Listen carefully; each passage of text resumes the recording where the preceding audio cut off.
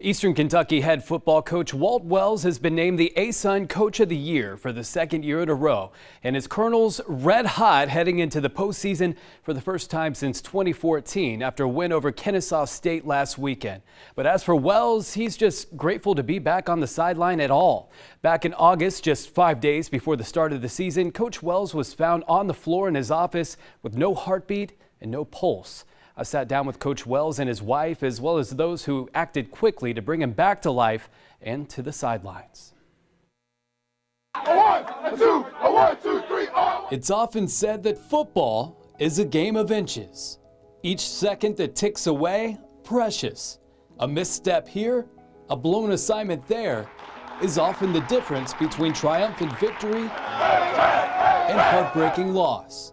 The same could be said for Eastern Kentucky head football coach Walt Wells, but in this case, it wasn't on a football field. The Colonels were getting ready for the start of the 2022 season just 5 days away. On what seemed like a typical Sunday morning, Wells was putting together a box to send to his 90-year-old mother.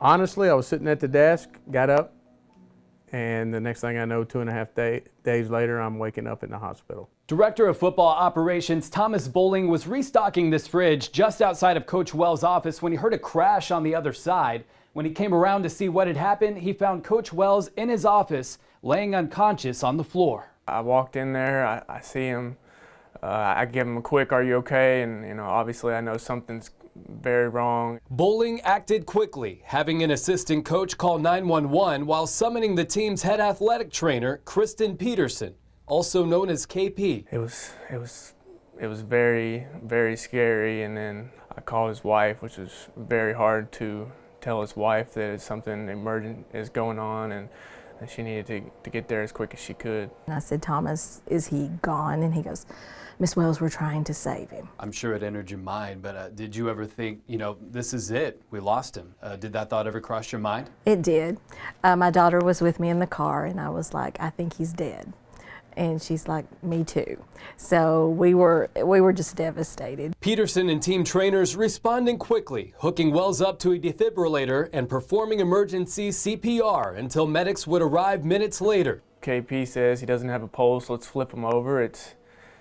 Our minds go to the immediately wrong thing, and we're trying to do whatever we can to bring him back and let the medical team do their job. Dr. Amartya Kundu, an interventional cardiologist at University of Kentucky Hospital, says Wells suffered from cardiac arrest. So that essentially means that his heart stopped beating, and for a while he was dead. So the immediate actions of all the bystanders, especially with early CPR, recognizing that he's in cardiac arrest and treating it early, that helped bring him back. Dr. Kundu and his staff at UK Hospital found the culprit, a 95% blockage to the main artery of Wells' heart. Dr. Kundu and his staff were able to perform life-saving surgery, successfully removing the blockage.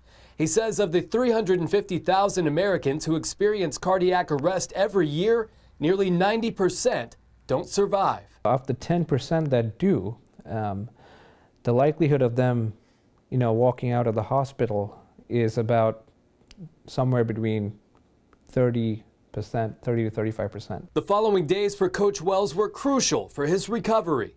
Damage to his heart, kidneys, or brain, all still possibilities. Well, when he came back through, he started being his normal self, and the nursing staff was like, "Is this him?" And I go, "Oh, yes, this is him." So it's good to have him back. And then they told me what all went down and how it went down, and talked to me. Thomas was there, and I talked to Thomas, and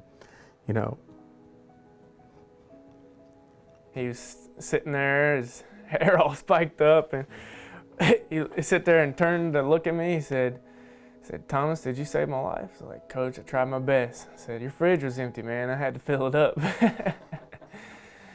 and it was an emotional moment for both of us.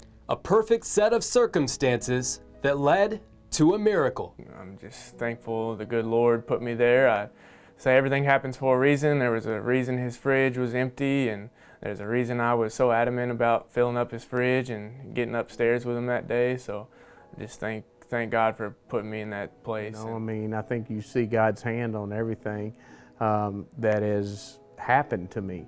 and the reason I'm here. And so I try to be thankful for that every day. I mean, people can say whatever they want to say, but I believe that God put Thomas right where he was to save my life. I don't know what you did, but you got the win. That's